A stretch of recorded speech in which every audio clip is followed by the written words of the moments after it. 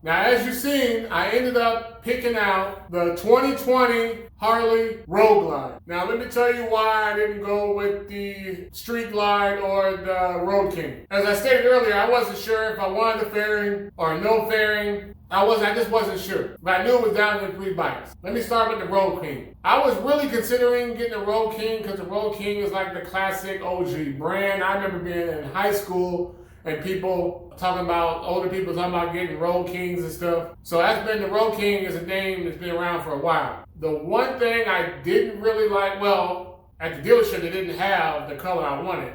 But the one thing I didn't really like about the Road King is the fact that there is no fairing at all. At first I thought that would be a cool feature because it would remind me of the Z1000. But because there's no fairing and the speedometer is like down on the tank, it's just kind of weird to me. It seems like you'd have to always glance down, take your eyes off the road if you wanted to look at the speedometer. Other two bikes with the fairings, all the information is right there in plain sight, so you don't really gotta look down like that. I'm just giving you the perspective of somebody who really doesn't know a lot about Harleys and has been riding sport bikes and dual sport for the last 15 years. Friday was the first time in life that I've ever walked into a Harley Davidson dealerships. So that's just, let that sink in for a second. 15 years, sport bike, dual sport. Yeah, Road King, although it was a nice looking bike, it was a good looking bike, it was a little bit too stripped down for me. I decided right then and there, yeah, I do want a fairing.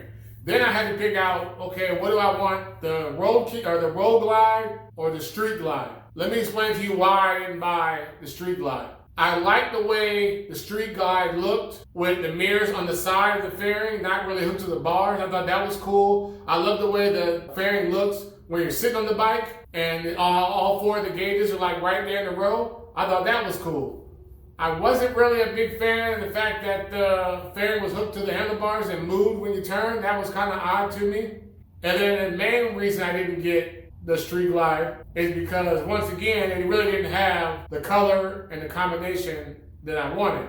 They only had the ones that were, I guess they were the Street Glide specials or something, because they were all black and there's no chrome on them, just all murdered out, and they had a blue one with all black and then the red one with all black. I didn't really want the all black look. I ended up with the Road Glide. You know, the Road Glide has been on my mind for a while. The three bikes actually have been on my mind. This all has been 10 years in the making, man. I've been thinking about this for like 10 plus years, thinking about getting this Harley.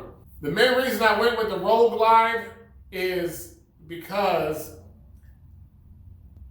let me see. For one, it was black and chrome. That was a big deciding factor too. It was black and chrome. I like that it was black and chrome. I wanted black and chrome because, to me, it's just my personal opinion, when I think about Harley, I think about the OG black and chrome. It gives you that OG classic black and chrome look. You know, I come from, even though I've been on a sport bike and dual sport for 15 years, I really come from a low riding background. So you can't go wrong with black and chrome. I know People say, oh, the chrome is for old folks and it's outdated and this and that. But me, I guess, call what you want. If I'm getting a Harley, it had to have some kind of chrome on it. And with the black and chrome, if I decide down the line to add a little splash of color to it, I can do anything I want. So that's why I didn't want no other color bike but black and chrome. Another thing is, they said it was the last 2020 they had that was still new. That was a deciding factor too, because here's the thing. From what I could tell, and like I say, I'm no expert, but from what I could tell, 2021, now I don't know if all of them are like this, but the 2021 Road Glide has the gas cap on the side of the tank. I didn't really like that. I thought that was kind of weird. Where the 2020 has the gas cap in the middle with the chrome, and you just pop it open. I thought that looks a little better. I know it's not nothing major, but gas cap on one side was kind of weird to me.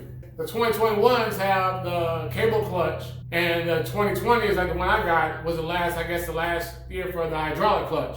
There's all kind of YouTube videos debating which one's better and why, but me personally, every bike, I've had 3 bikes in my lifetime, all Japanese motorcycles, and all 3 of them had cable clutches. So I figure, if I'm gonna get a Harley, I want to be able to have a hydraulic clutch. I want all the glory, you know what I'm saying? I don't want to, if there's a choice, I want to try something new. I know what a cable clutch feels like. I've been at all 3 of my bikes, many years, all have cable clutches. I've replaced the cable clutches, so it has its ups and downs. I wouldn't know unless I tried the hydraulic clutch. So boom, hydraulic clutch, I wanted that, so 2020, that's another reason I say, yeah, this is for me, I gotta try to get this. So this is my first time with a hydraulic clutch. My first time with a belt-driven motorcycle, first time I've ever rode a belt-driven motorcycle. This is my first time owning a Harley Davidson. I'm going to go over my first ride experience on a different video because that was kind of a fiasco within itself. So be on the lookout for that. But for now, I just wanted to show you my new bike, my new 2020 Road Glide Harley Davidson. Leave me some comments down below. Tell me what you think, man. Whether you're good or bad, I can take it. It's all good, but it's mine now. So you guys let me know what you think of the new bike. I think it's gonna be good for me, man. There you have it, people. Unspoken Riders, signing out. Oh yeah, hold on. As always, I'm not gonna let you go without hearing the exhaust on the bike. I'm gonna give you an exhaust clip, but the exhaust is a whole different story. I almost forgot. One of the stipulations when I bought that bike is before I even left the dealership, I had to have at least a slip-on exhaust added to it. Because there was no way I was going to roll about there with the bike as quiet as it was. Once again, if I get a Harley, when I think about Harley, I want it to sound like a Harley. Now, granted, it's not the top of the food chain, full exhaust with the tune and the stage 1 and all that, but just a slip-on for now is good enough for me until I get used to it. But I'll talk about more of the slip-on, what slip-on I got, and I'll give you the first riding experience in another video. This is getting a little bit too long. But for now, enjoy the clip of the bike and how it sounds, and be on the lookout. A lot more videos are coming. Now there'll be Harley videos, and Tahoe videos, and El Camino videos, and a whole bunch of car projects along the way. All right, people. Unspoken Riders, signing out.